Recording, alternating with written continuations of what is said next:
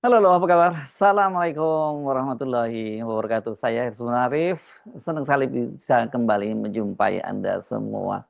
Orkestrasi serangan menggebu dari Jokowi dan geng Solo terhadap mantan Presiden Susilo Bambang Yudhoyono tampaknya ini akan berakhir anti klimaks karena setelah sebelumnya mulai secara terbuka menunjukkan siapa sesungguhnya orang besar yang berada di balik isu ijazah palsu dan juga pemakzulan Gibran Rakabuming, ternyata sekarang ini malah Ketua Umum PSI yang juga anak bontot dari mantan Presiden Joko Widodo, Kaisang Pangarep itu membantah kalau bapaknya pernah menuduh Susilo Bambang Yudhoyono sebagai orang besar di balik kegaduhan selama ini. Justru yang terjadi kata dia hubungan keduanya itu sangat baik dan Kaisang juga berharap dia bisa segera bertemu dengan Ketua Umum Partai Demokrat Agus Harimurti Yudhoyono. Perkembangan ini cukup mengejutkan karena tadinya kan kita menduga-duga pasti kalau kemudian ada serangan seperti itu yang dilakukan oleh Jokowi dan geng Solo terhadap Susilo Bambang Yudhoyono, tentu ada agenda besar yang mereka sudah persiapkan dan mereka tentu saja sudah menghitung secara cermat. Tapi tampaknya memang kalau kita lihat perkembangan terbaru ini menunjukkan bahwa pernyataan dari Jokowi maupun dari para pendukungnya yang mengarah pada Susilo Bambang Yudhoyono itu justru malah secara opini publik merugikan. Padahal kan tadinya saya menyebut bahwa mengapa kemudian Joko Widodo dan gengnya ini memperluas medan pertempuran dengan melibatkan Susilo Bambang Yudhoyono karena punya target-target untuk sebagai katarsis supaya mereka tidak lagi dapat tekanan publik yang sangat keras. Tapi ternyata kendati sekarang ini mereka ini harusnya berada di atas angin ya karena kasus laporannya Jokowi dan para pendukungnya sekarang ini sedang diproses oleh Polda Metro Jaya dan statusnya sudah ditingkatkan menjadi penyidikan, opini publik tidak berpihak pada mereka. Bahkan kemarin reuni mendadak yang dilakukan di Universitas Gadjah Mada itu bukannya malah menambah keyakinan publik bahwa ijazah Jokowi betul-betul asli dan dia adalah alumni UGM, tapi ternyata orang malah makin tidak percaya karena banyaknya muncul kejanggalan reuni itu sendiri.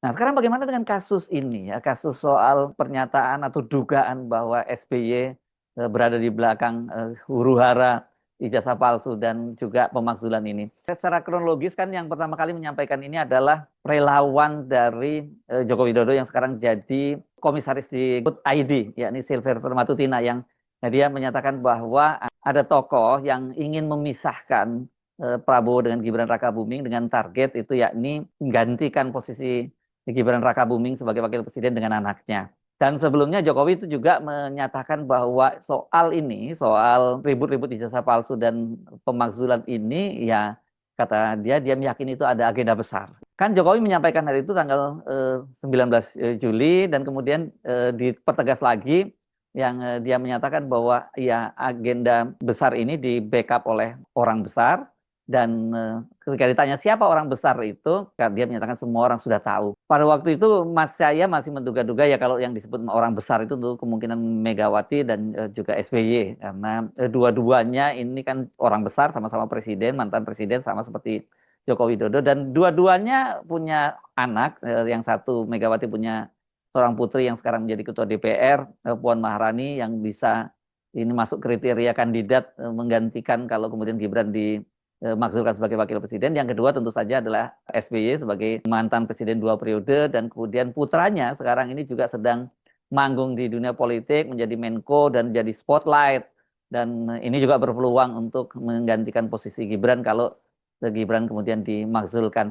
Tetapi clue-clue kemudian itu menunjukkan semakin jelas bahwa yang disasar itu adalah SBY. Tadi Silver Matutina menyatakan bahwa ingin memisahkan Prabowo dengan Gibran dan menggantikan posisi sebagai wakil presiden dengan posisi anaknya.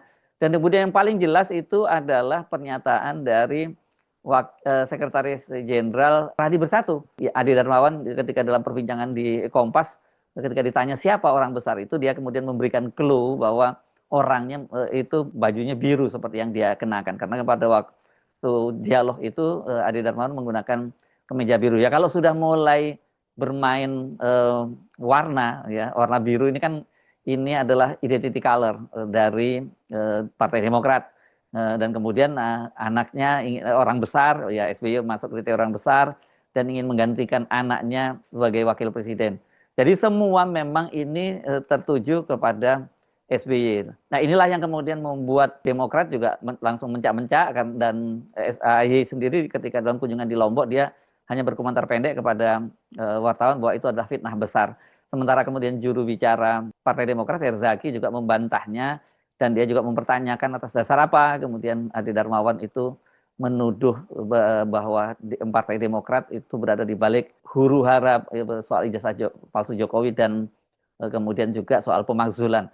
Karena kalau kita kaitkan dengan ijazahnya Jokowi, memang ada seorang tokoh di situ yang terafiliasi tadinya dengan Partai Demokrat, yakni Roy Suryo. Roy Suryo ini kan adalah pernah menjadi wakil ketua umum Partai Demokrat, bahkan kemudian menjadi menteri, yakni Menteri Pemuda dan Olahraga yang representasi dari Partai Demokrat, tapi kan kemudian dia sudah mengundurkan diri. Dan Roy Suryo sendiri dia menjamin, nah ini kalau dia menjaminnya nggak 99,9% ya, tapi kalau soal 99,9% ijazah palsunya, dia menjamin bahwa tidak ada kaitan dia dengan Partai Demokrat. Dan saya kira memang terlalu dicari-cari kalau kemudian ijazah palsu itu dikaitkan dengan Partai Demokrat, karena secara kronologis jelas bahwa ini tidak ada kaitannya dengan Partai Demokrat, dimulai dengan Bambang Tri, kemudian Gus Nur, dan berlanjut ini kan ada ijazah palsu part 1, part 2, part 3 gitu ya. Terus kemudian part 2 itu ada Roy Suryo dengan Tifa, dan kemudian yang part 3 yang makin ramai itu karena munculnya Dr. Rismond ya. Jadi kalau dilihat mereka-mereka ini memang tidak ada kaitannya dengan Partai Demokrat. Hanya Roy Suryo saja yang ada kaitannya. Tapi itu pun kan sebenarnya cerita masa lalu. Jadi terkesan dicari-cari. Nah, kalau kemudian berkaitan dengan pemakzulan Gibran, ini meskipun SBY itu purnawirawan dan yang menjadi motor penggerak untuk pemakzulan Gibran ini adalah para purnawirawan TNI, tapi ini nggak ada hubungannya dengan Pak SBY karena di situ yang jadi sesepuhnya adalah mantan Wakil Presiden Tri Sutrisno yang pernah menjadi Panglima TNI. Jadi makanya kemudian kita menduga-duga agenda besar apa yang kemudian tiba-tiba SBY yang disasar. Bahwa ada rivalitas dipastikan iya. Karena bagaimanapun juga kan sekarang ini Joko Widodo pasti dia ini merupakan harga mati, dia ingin menjadikan Gibran Rakabuming Raka sebagai presiden. Paling lambat nanti tahun 2029 atau kalau bisa ya lebih awal gitu ya, dengan menggantikan posisi dari Presiden Prabowo Subianto, karena secara konstitusi memang mengatur seperti itu.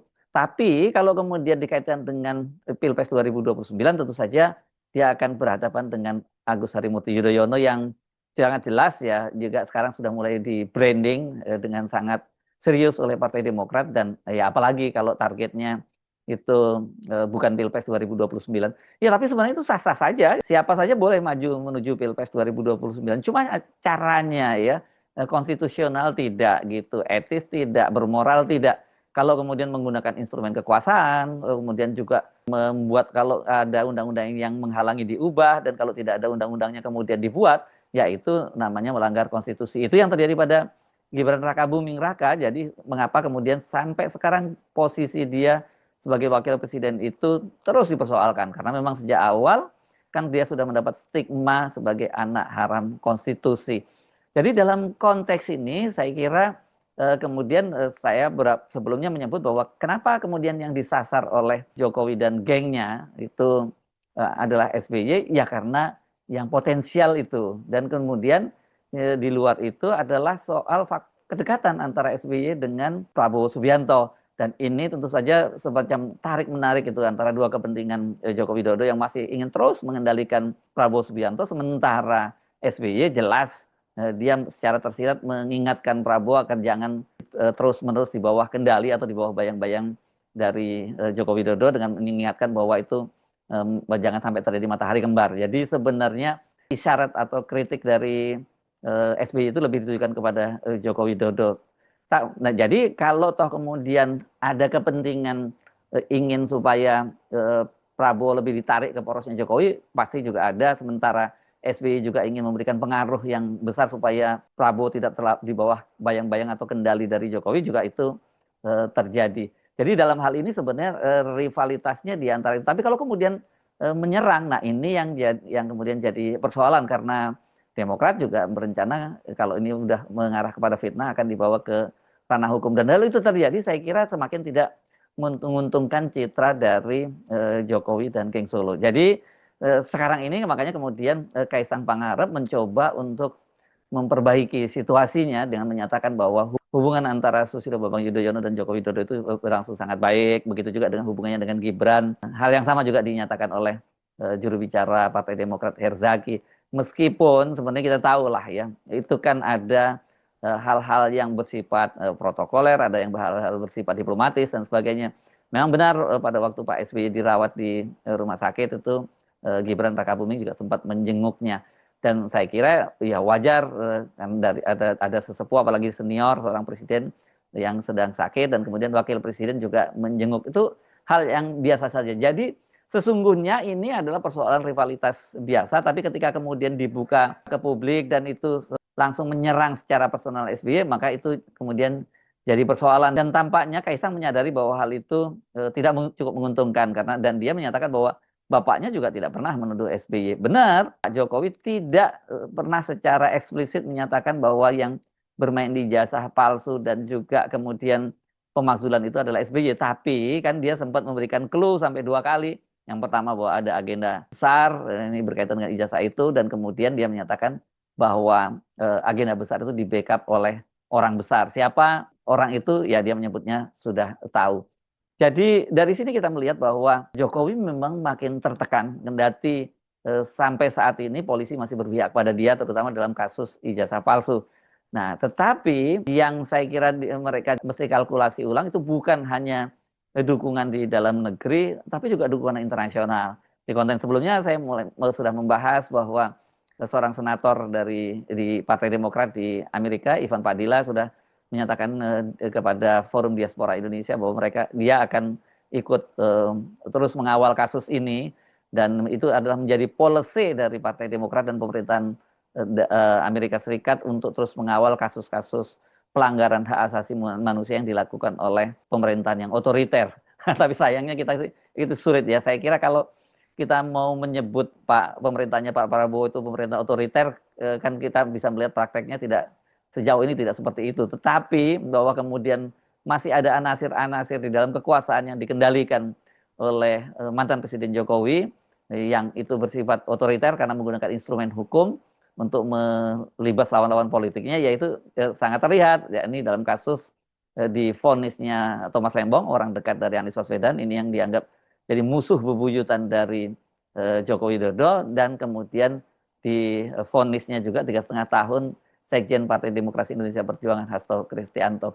Ini menarik ini, kalau kemudian sudah Kaisang yang menyatakan bahwa dia ingin bertemu dengan AHY, ya berarti semua balik badan ini nantinya. Nggak ada lagi Ternak Mulyono yang akan menyerang SBY karena kalkulasinya itu memang merugikan. Nah sekarang mau tidak mau Jokowi harus fokus kembali ke medan pertempuran dia.